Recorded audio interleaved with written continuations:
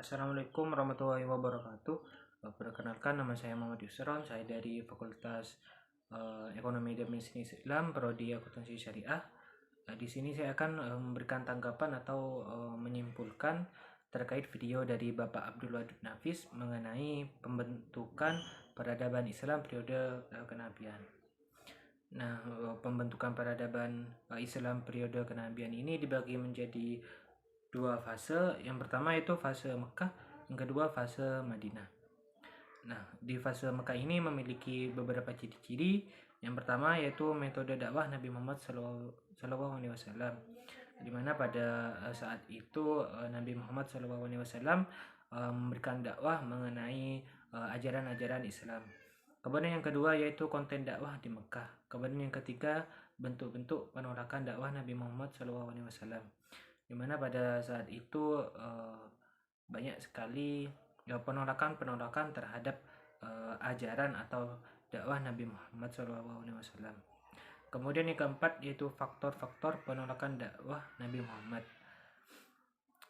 Kemudian ada beberapa metode dakwah yang dilakukan oleh Nabi Muhammad SAW di fase Mekah ini. Yang pertama yaitu metode secara rahasia atau secara diam-diam. Kemudian yang kedua yaitu secara terang-terangan. Kemudian yang ketiga yaitu secara terang-terangan di luar Mekah. Kemudian ada beberapa konten dakwah di Mekah. Yang pertama itu pendidikan tauhid dalam teori dan juga praktek. Kemudian yang kedua pengajaran Al-Quran. Kemudian ada bentuk-bentuk penolakan dakwah Nabi Muhammad SAW. Yang pertama yaitu bentuk penolakan lunak. Yang kedua bentuk penolakan secara semi lunak. Dan yang ketiga yaitu bentuk penolakan secara kasar atau keji. Kemudian ada beberapa faktor penolakan Nabi Muhammad SAW.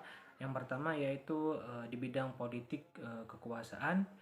Yang kedua yaitu di bidang sosial atau persamaan derajat sosial. Yang ketiga yaitu agama dan juga keyakinan. Yang keempat yaitu budaya, taklid kepada nenek moyang.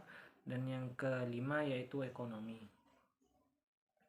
Kemudian pembentukan peradaban Islam periode kenabian di fase Madinah.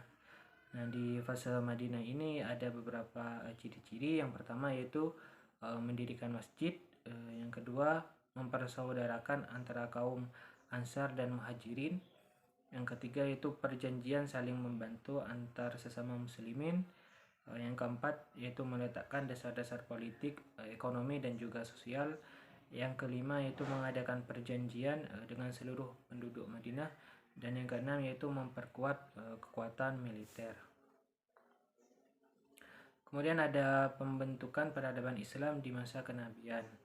Yang pertama yaitu pembentukan madrasah ilmiah. Kemudian yang kedua yaitu Nabi Muhammad SAW sebagai pemimpin. Yang ketiga yaitu penerapan syariat Islam. Yang kelima yaitu pemeliharaan Al-Quran. Yang keenam peningkatan harkat dan derajat wanita. Yang ketujuh yaitu pengajaran baca dan tulis. Yang kedelapan pembangunan masjid.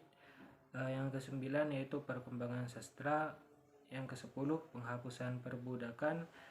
Dan yang ke-11 yaitu pengembangan taktik perang dan diplomasi luar negeri.